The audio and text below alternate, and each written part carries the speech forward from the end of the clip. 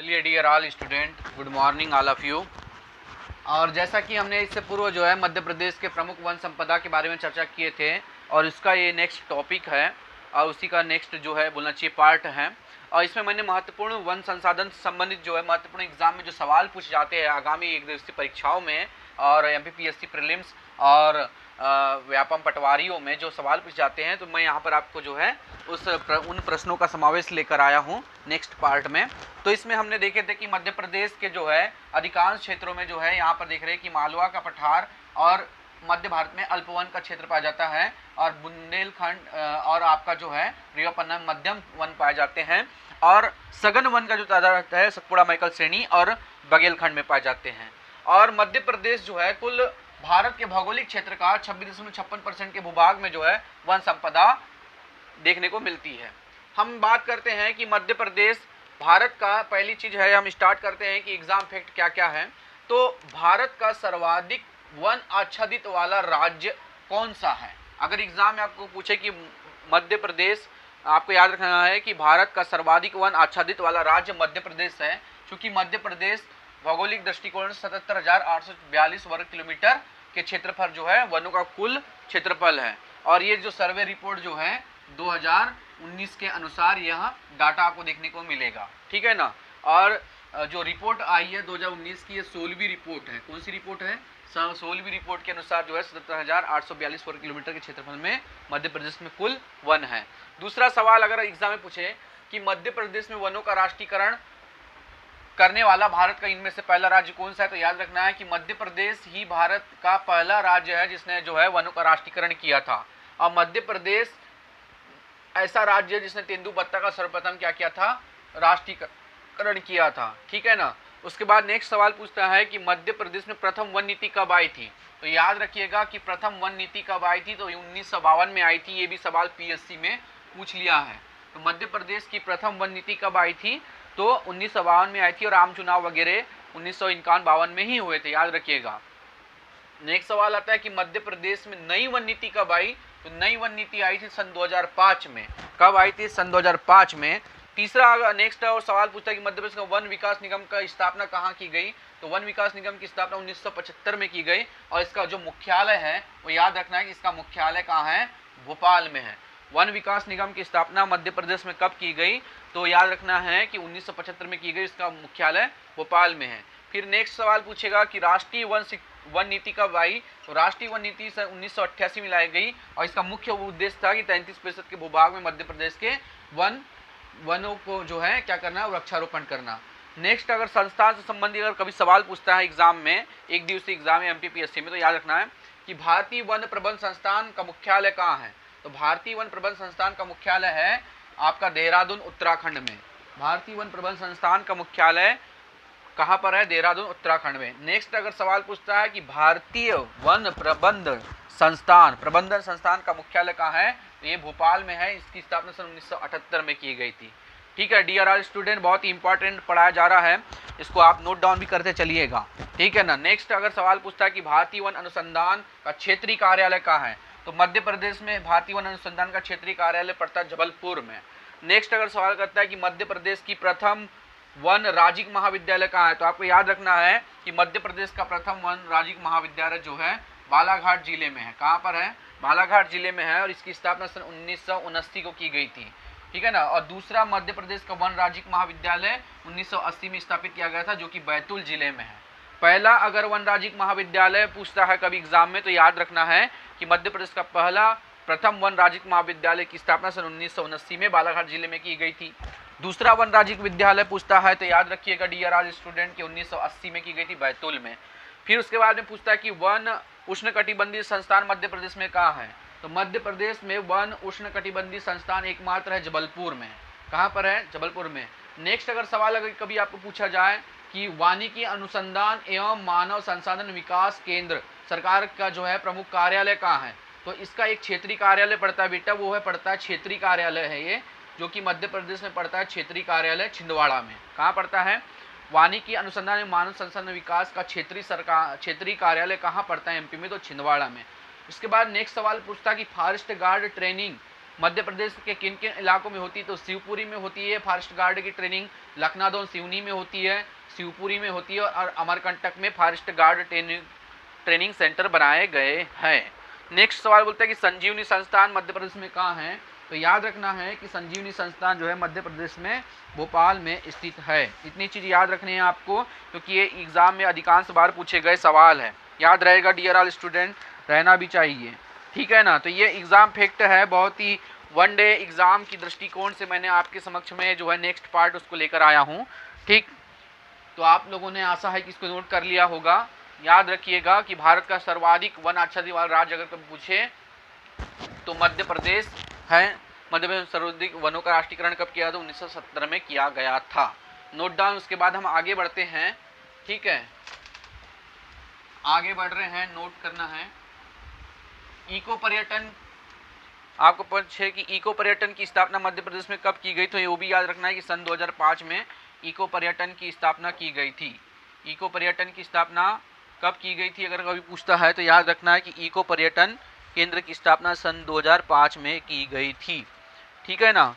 उसके बाद में अब नेक्स्ट अगर सवाल पूछे कि भिलावा से स्याही बनाने का कारखाना कहाँ है, नेक्स्ट अगर सवाल पूछे कि भिलावा से स्याही बनाने का कारखाना, भिलावा से स्याही बनाने का कारखाना, भिलावा से स्याही बनाने का कारखाना कहाँ है, तो याद रखना है भिलावा एक वृक्ष होता है जिसकी जो है जिससे स्याही निकाली जाती है, और इसका शासकीय एकमात्र शासकीय कारखाना है छिंदवाड़ा में। कहाँ है, छिंदवाड़ा में है, शासकीय कारखाना है छिंदवाड़ा में। शासकीय का मतलब होता है गवर्नमेंट कार्यालय है, एकमात्र जो है उसका जो है कि छिंदवाड़ा में है। नेक्स्ट अगर सवाल अगर आपको ये वनडे एग्जाम पूछता है कि लाख आपने देखी है, लाख से चूड़ी बनाने का कारखाना कहाँ है, चूड़ी बनाने का कारखाना। अधिकांश जो है स्त्री हमारी जो है माता बहनें जो है चूड़ी धारण करती है, तो चूड़ी बनाने का कारखाना कहाँ है, लाख से चूड़ी बनाने का कारखाना कहाँ पर है अगर कभी एग्जाम में पूछता है तो बनाने का कारखाना ये है उमरिया में। कहाँ है, उमरिया जिले में, ठीक। उसके बाद में कत्था बनाने का कारखाना कहाँ है, कत्था बनाने का कारखाना, आप लोग पान खाते हैं तो कत्था का यूज़ करते हैं, तो कत्था जो कि खैर वृक्ष से निकलती है, यानी खैर वृक्ष से कत्था का उत्पादन किया जाता है। कत्था बनाने का कारखाना बानमोर में है, बानमोर जो कि मुरैना में आता है। कत्था बनाने का कारखाना बानमोर मुरैना में। मोस्ट इंपॉर्टेंट सवाल, कत्था बनाने का सरकारी कारखाना एकमात्र है बानमोर मुरैना में। उसके बाद में अगर सवाल पूछे कि सुपारी से खिलौने बनाने का कारखाना, सुपारी से खिलौने बनाने का कारखाना, तो खिलौने सुपारी से बनाए जाते हैं, तो इसका कारखाना कहाँ पर अगर एग्जाम में पूछता है तो याद रखना है कि रीवा में है। कहाँ पर है, रीवा में है। वनडे एग्जाम के लिए महत्वपूर्ण सवाल कि सुपारी से खिलौने बनाने का कारखाना कहाँ है, तो रीवा में है, ठीक है ना। उसके बाद में मध्य प्रदेश में सर्वाधिक वन कहाँ पाए जाते हैं अगर पूछता है कि मध्य प्रदेश में इनमें से कौन सा जिले में सर्वाधिक वन, तो मध्य प्रदेश में सर्वाधिक वन वाला जो जिला है, सर्वाधिक वन उष्णकटिबंधीय जो वन पाए जाते हैं, तो उष्णकटिबंधीय वन वाला जिला है आपका बालाघाट, ठीक है ना। मध्य प्रदेश में सर्वाधिक जो है बालाघाट में जो है साल सागौन शीशम के वृक्ष पाए जाते हैं, हल्दू वगैरह के, ठीक है ना। उसके बाद में अगर पूछता है कि बालाघाट में वन संपदा की दृष्टि से आपको पता है कि संपन्न है, 4997 वर्ग किलोमीटर में फैला हुआ है, ठीक है ना। और बालाघाट में द्वितीय जिला जो है आपको पता है कि बालाघाट में प्रथम स्थान रखता है, ये प्रथम में बालाघाट है, दूसरे नंबर पे छिंदवाड़ा आता है, ठीक है ना। और मध्य प्रदेश में सबसे कम अगर वन वाला क्षेत्र है, सबसे कम वन, तो याद रखना है कि एमपी में सबसे कम वन कहाँ पाए जाते हैं, तो याद रखना है शाजापुर। कहाँ पर, शाजापुर में, मध्य प्रदेश के शाजापुर जिला याद रखिएगा। शाजापुर में सबसे कम वन पाए जाते हैं 29 वर्ग किलोमीटर के क्षेत्र में, 29 वर्ग किलोमीटर के क्षेत्र में सबसे कम वन पाए जाते हैं शाजापुर में, याद रहेगा, ठीक है ना। उसके बाद में आगे चले तो मध्य प्रदेश में और भी वनडे एग्जाम से सवाल पूछे जाते हैं, ठीक है ना। उसके बाद में अगर कभी पूछे कि संजीवनी संस्थान की स्थापना कब की गई, तो 1975 में की गई। इको पर्यटन, मध्य प्रदेश में इको पर्यटन की स्थापना, इको पर्यटन पर्यटन विकास, इको पर्यटन विकास है ना, इको पर्यटन विकास बोर्ड की स्थापना कहाँ की गई? इको पर्यटन विकास बोर्ड, ठीक है ना, बोर्ड। इसका मुख्यालय पड़ता है बेटा भोपाल में, मुख्यालय याद रखना है भोपाल में है, और इसकी स्थापना की गई थी सन 2005 में। सन 2005 में इको पर्यटन विकास बोर्ड की स्थापना की गई थी, ठीक। इसका मुख्यालय भोपाल में है, ठीक है। आगे बढ़ते हैं डियर ऑल स्टूडेंट, बहुत ही इंपॉर्टेंट फैक्ट पढ़ाए जा रहे हैं एग्जाम की दृष्टिकोण से। नंबर 2 पार्ट है वन संपदा की दृष्टि से, ठीक है ना। उसके बाद अगर और सवाल पूछे कि भाला, उसके बाद में अगर और सवाल पूछता है कि इंडियन फॉरेस्ट रिसर्च इंस्टीट्यूट कहाँ है, तो इंडियन फॉरेस्ट रिसर्च इंस्टीट्यूट कहाँ है, इंडियन फॉरेस्ट रिसर्च इंस्टीट्यूट का है, तो ये याद रखना है देहरादून में है, देहरादून में है, ठीक है ना, देहरादून में पड़ता है। और इसका क्षेत्रीय कार्यालय जो है, क्षेत्रीय कार्यालय एमपी में पड़ता है जबलपुर में, जबलपुर में इसका जो है क्या है, क्षेत्रीय कार्यालय है इंडियन रिसर्च फॉरेस्ट का, ठीक है, याद रहेगा सबको। उसके बाद में अगर आगे और सवाल अगर पूछता है तो वन्य प्राणी संरक्षण की व्यवस्था कौन से उद्यान में की गई है, तो आपको पता होना चाहिए कान्हा नेशनल पार्क में की गई है, ठीक है ना। मध्य प्रदेश, नेक्स्ट सवाल पूछता है कि मध्य प्रदेश राज्य, नेक्स्ट सवाल अगर पूछता है कि मध्य प्रदेश राज्य लघु वनोपज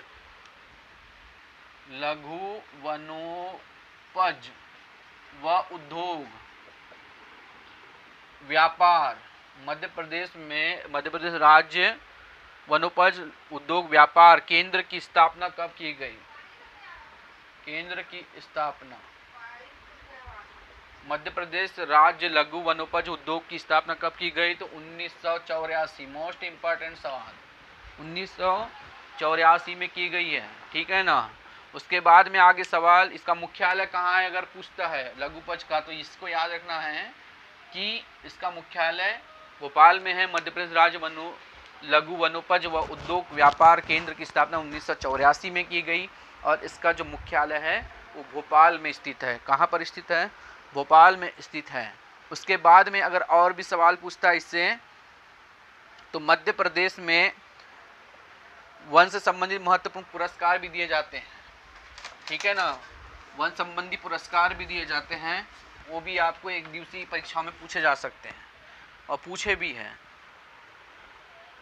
ठीक है। नेक्स्ट अगर बात करें वन प्रबंध शिक्षा केंद्र, वन प्रबंध शिक्षा केंद्र कहाँ है? बैतूल, जो कि 1980 में बना है, वन प्रबंध शिक्षा केंद्र, ठीक है ना, बैतूल में। अब पुरस्कार कौन कौन से दिए जाते हैं? वनों से पुरस्कार, ठीक है ना, वन संबंधी पुरस्कार दिए जाते हैं, वनों से संबंधित पुरस्कार, ये भी महत्वपूर्ण टॉपिक है। शहीद अमृता देवी सिरगल, नाम सुने क्या? शहीद अमृता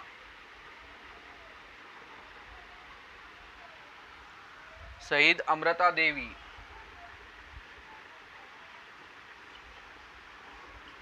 शेरगिल,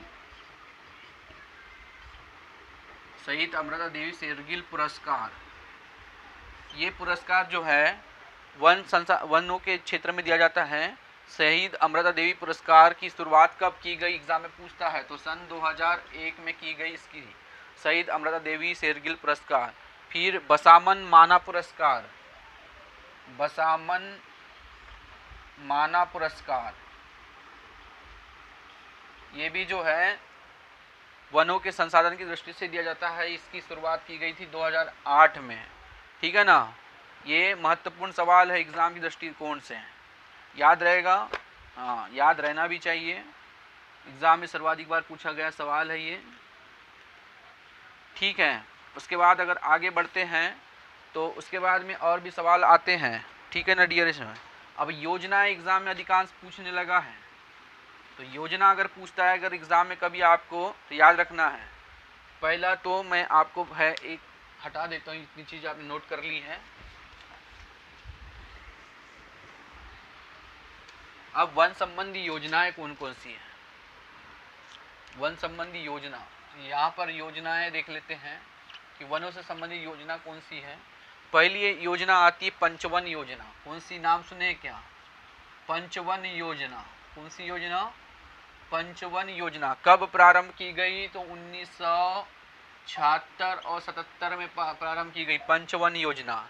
और इसका मुख्य उद्देश्य क्या था कि 33% के भूभाग में वन अगर कम है तो वहां पर सर्वाधिक क्या किया जाए? वृक्षारोपण किया गया। ठीक है ना। नंबर दूसरी योजना आई थी विद्यावन योजना, वनों से संबंधित है विद्यावन योजना। विद्यावन योजना आई थी 2007 और 8 में, मोस्ट इंपॉर्टेंट है। नंबर तीसरी योजना आई थी सामाजिक वानिकी योजना।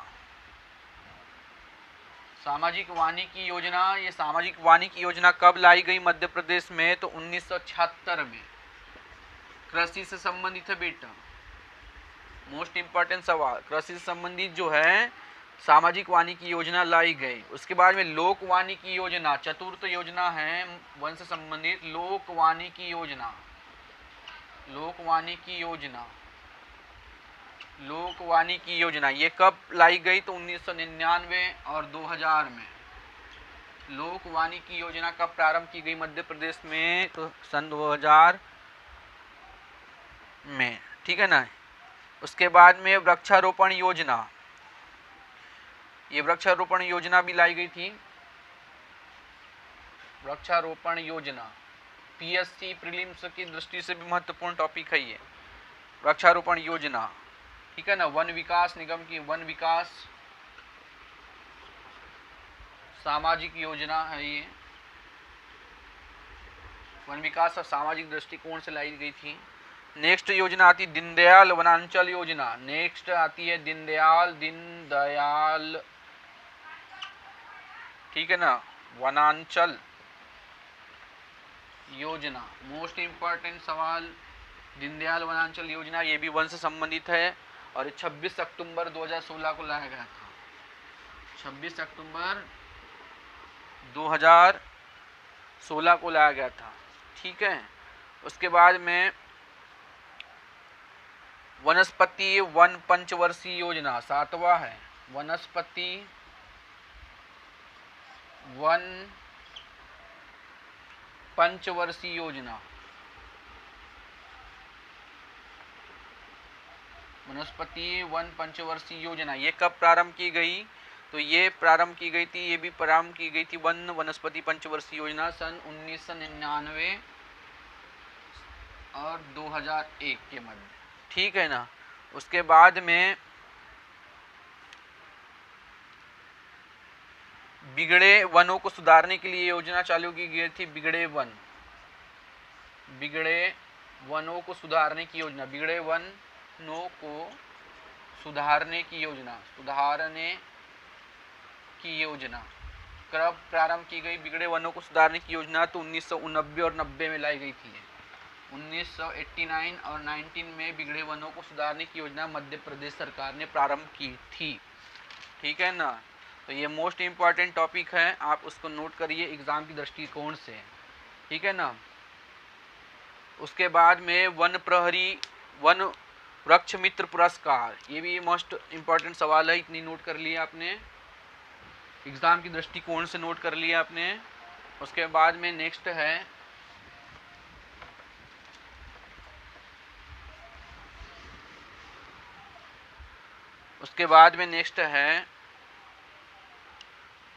ठीक है ना, अमृता देवी सूर्यगल पुरस्कार आपको बता दिया 1994 में राजस्थान सरकार ने प्रारंभ किया गया था। ठीक है ना। वन प्रहरी पुरस्कार ये भी वन से संबंधित है। वन प्रहरी पुरस्कार ये भी वनों से संबंधित है। अवैध वनों की अग्नि से रोकथाम करने के लिए वनों की अग्नि से रोकथाम कटाव संबंधी है। ठीक है ना। उसके बाद में वृक्ष मित्र पुरस्कार आया था। वृक्ष मित्र पुरस्कार यह कब प्रारंभ की गई ये भी पूछ लेता है। वृक्ष ये श्रीमती इंदिरा गांधी की स्मृति में। ठीक है ना। श्रीमती इंदिरा गांधी ने प्रारंभ की थी, श्रीमती इंदिरा गांधी।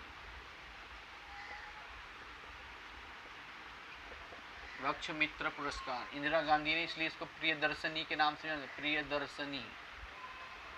ठीक है ना। उसके बाद में आगे अगर देखें तो याद रखिएगा कि वन प्रबंध शिक्षा केंद्र कहाँ पर है, तो वन प्रबंध शिक्षा केंद्र और वन राज्य महाविद्यालय मैंने बताया था कि बालाघाट बैतूल में पड़ता है। उष्णकटिबंधीय संस्थान कहाँ पड़ता है तो वो भी देख लिए। ठीक है। अब आगे और भी सवाल पूछता है एक दिवसीय, तो हम जो देख रहे हैं कि साल के बीज का राष्ट्रीयकरण कब किया गया था, तो साल, ठीक है ना, साल के बीज का राष्ट्रीयकरण, साल के बीज का राष्ट्रीयकरण, साल के बीज का राष्ट्रीयकरण कभी एग्जाम में पूछे आपको कि साल के बीजों का राष्ट्रीयकरण कब किया गया था, तो ये भी किया गया था 1975 में। कब किया गया था? 1975 में। ठीक है ना। फिर उसके बाद में साल से, और आपको पता है कि साल वृक्ष से जो है रेलवे के स्लीपर बनाए गए थे।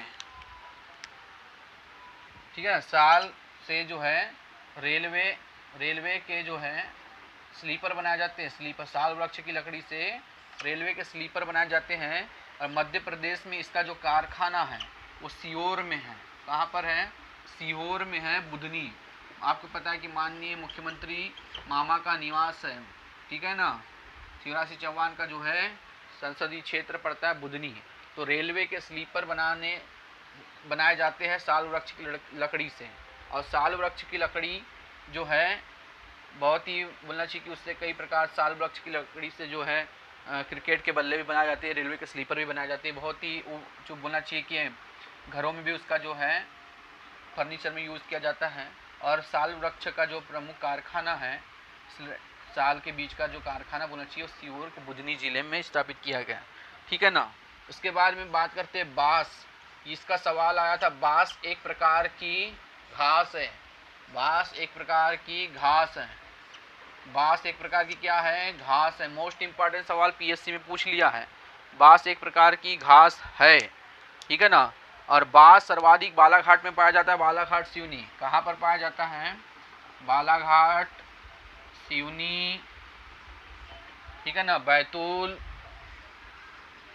सर्वाधिक इन जिलों में। तो सर्वाधिक बालाघाट में जो है बांस का जो है उत्पादन किया जाता है। ठीक है ना। बांस कहाँ पर पाया जाता है? बालाघाट, सिवनी, मंडला, सागर, भोपाल में पाया जाता है। ठीक है ना। और बांस का जो बॉटनिकल नाम अगर पूछ ले तो उसका नाम है डेंडोकेलेमस। डेंडोकेलेमस, डेंडोकेलेमस इसका बॉटनिकल नाम है। किसका? बांस का। ठीक है ना। बॉटनिकल नाम पड़ता है डेंडोकेलेमस। और मध्य प्रदेश में बांस जो है कौन से प्रजाति की है, तो इसकी प्रजाति भी पूछ लिया जाता है कभी कभी पीएससी जैसे एग्जामों में। तो अगर पूछता है कि बांस कौन से प्रजाति का है, तो स्ट्री, मैं नाम लिखा देता हूँ, STRI, स्ट्री, CHNUS, स्ट्रीचुनस प्रजाति का यह बांस पाया जाता है। और बांस का उत्पादन में मध्य प्रदेश का जो है भारत में, बांस का उत्पादन में भारत में स्थान अगर पूछता है, भारत में बांस में उत्पादन में तो दूसरा स्थान रखता है। भारत में मध्य प्रदेश जो है बांस के उत्पादन में दूसरा स्थान रखता है, याद रहेगा। उसके बाद में अगर बांस सम्मेलन कहाँ पर किया गया था, याद रखिएगा कि अधिकांश बार सवाल आता है कि इसमें याद रखिए कि बांस एक प्रकार की घास है। और मध्य प्रदेश में सर्वाधिक बांस जो है बालाघाट, सिवनी, बैतूल, भोपाल, छिंदवाड़ा में होते हैं। बांस के जो है वानस्पतिक नाम जो है डेंडोकेलेमस है। इसकी प्रजाति जो है स्ट्रीचुनस की है। बांस के उत्पादन में जो है प्रथम स्थान कौन सा रखता है राज्य में, तो याद रखिएगा प्रथम क्षेत्र जो है बांस के उत्पादन में जो है अरुणाचल प्रदेश बांस का उत्पादन में ये प्रथम स्थान रखता है। और बांस के उत्पादन में दूसरा स्थान अगर कोई रखेगा तो MP रखता है। ठीक है ना। तो प्रथम में अरुणाचल प्रदेश बांस उत्पादन में, और द्वितीय स्थान रखता है अरुणाचल प्रदेश के बाद में MP बांस उत्पादन की दृष्टि से। ठीक है ना। और बांस को मापने की इकाई क्या है, तो बांस को मापते कैसे हैं, मापने की इसकी इकाई है नोजल टन। ठीक है, याद रखना, नोजल टन से नापते हैं बांस को, ठीक है ना। एक नोजल टन का मतलब होता है, एक नोजल टन मतलब होता है 2400 मीटर, ठीक है। ये इसका प्रमुख मात्रक है। और मध्य प्रदेश सरकार ने बांस का प्रमुख सम्मेलन करने के लिए जो है, बांस का सम्मेलन कहाँ किया गया था, ये अगर आपको पूछता है, बांस सम्मेलन इंदौर में हुआ था। मध्य प्रदेश का पहला बांस सम्मेलन कहाँ किया गया था, तो इंदौर में किया गया था, ये याद रखिएगा, ठीक है ना। और बांस बगीचा बनाने की बात किए थे उसी समय भोपाल में, ठीक। उसके बाद में हम बात करते हैं आगे, एग्ज़ाम की दृष्टिकोण से बहुत ही महत्वपूर्ण टॉपिक चल रहा है, बांस का हो गया, नोट कर लिए। आगे चले, बहुत इंपॉर्टेंट सवाल पूछे जाते हैं यहाँ से एक दिवसीय परीक्षाओं में, ठीक है ना। उसके बाद हम बात करते हैं, तो मध्य प्रदेश में अगर तेंदुपत्ते का उत्पादन की बात करता है, तेंदुपत्ता का सर्वाधिक उत्पादन जो है मध्य प्रदेश में बालाघाट, छिंदवाड़ा, सिवनी, बैतूल, छतरपुर, है ना। तेंदुपत्ता में बालाघाट, छिंदवाड़ा, जबलपुर, है ना, छतरपुर, ये जो जिले हैं सर्वाधिक जो है तेंदुपत्ता का उत्पादन करने वाले जिले होते हैं, ठीक है ना। छतरपुर, भोपाल, जबलपुर, रीवा, सीधी में तो तेंदुपत्ता उत्पादन करते हैं। और बेटा तेंदुपत्ता का मतलब क्या होता है कि तेंदुपत्ता का उपयोग क्या किया जाता है, बीड़ी बनाने में। और मध्य प्रदेश में लगभग जो है एमपी में 260 जो है छोटे बड़े बीड़ी उद्योग केंद्र स्थापित किए गए हैं। तो मध्य प्रदेश का सबसे बड़ा अगर बीड़ी उद्योग जो है वाला जो क्षेत्र पड़ता है, तो सागर, छतरपुर, यहाँ पर जो है सबसे ज़्यादा जो है छतरपुर, सागर में बीड़ी उद्योग केंद्र देखने मिलते हैं। उसके बाद में जबलपुर में भी आपका जो है सर्वाधिक, जबलपुर में भी इसका जो है क्षेत्रीय कार्यालय है बीड़ी उद्योग का, याद रहेगा। तो तेंदुपत्ता से सवाल जो है अगर पूछता है तो ये याद रखिएगा। और खैर वृक्ष तो आपने बता दिया था, खैर वृक्ष, ठीक है ना। उसके बाद में और भी अगर सवाल पूछता है तो भिलावा से सरकारी कारखाना मैंने बताया था कि छिंदवाड़ा में है, ठीक है ना, ठीक। तो ये एग्ज़ाम की दृष्टिकोण से बहुत ही महत्वपूर्ण है। उसके बाद में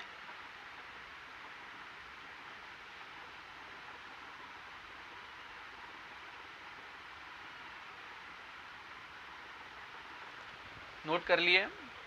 उसके बाद में अगर बात करते हैं कि हर्रा वृक्ष, हर्रा बहेड़ा आपने नाम सुना है, तो हर्रा वृक्ष ये उष्ण कटिबंधीय पर्णपाती वृक्ष है, उष्ण कटिबंधीय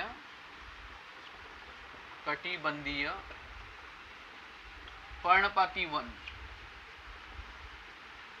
कौन सा, हर्रा का। और हर्रा वृक्ष में बेटा, हर्रा वृक्ष में जो है टैनिग पाया जाता है, टैनिग, हर्रा वृक्ष में जो है टैनिग पाया जाता है, ठीक है ना। हर्रा जो छिंदवाड़ा में होता है, छिंदवाड़ा के साथ साथ में छतरपुर में होता है, पन्ना में होता है, सागर में होता है, हर्रा केवल एक वृक्ष है, यहाँ पर देखने मिलेंगे, बालाघाट में मिलेगा, ठीक है ना। सबसे ज़्यादा हर्रा अगर देखने को जाना है तो आपको बालाघाट जिला, तो बालाघाट जो है सर्वाधिक हर्रा वृक्ष में जो है सर्वाधिक अव्वल स्थान रखता है बालाघाट, ठीक है ना। हर्रा से अगर सवाल पूछता है तो, और लाख से तो मैंने बता दिया था कि लाख बनाने का जो है सरकारी कारखाना कहाँ पर है, ठीक है ना। तो ये प्रमुख जो है आपके महत्वपूर्ण एक दिवसीय परीक्षा से संबंधित है, ठीक है। तो याद रखिएगा, इससे बहुत बार जो सवाल पूछे गए हैं, ठीक। उसके बाद में जो है इतनी चीज़ों को आप स्पष्ट समझ गए हैं, नोट भी कर, आगामी एक दिवसीय परीक्षा में यहाँ सवाल पूछे जाते हैं। वीडियो अच्छा लगे तो इसको लाइक कीजिएगा, सब्सक्राइब कीजिएगा और ज़्यादा से ज़्यादा शेयर कीजिएगा। धन्यवाद, जय हिंद।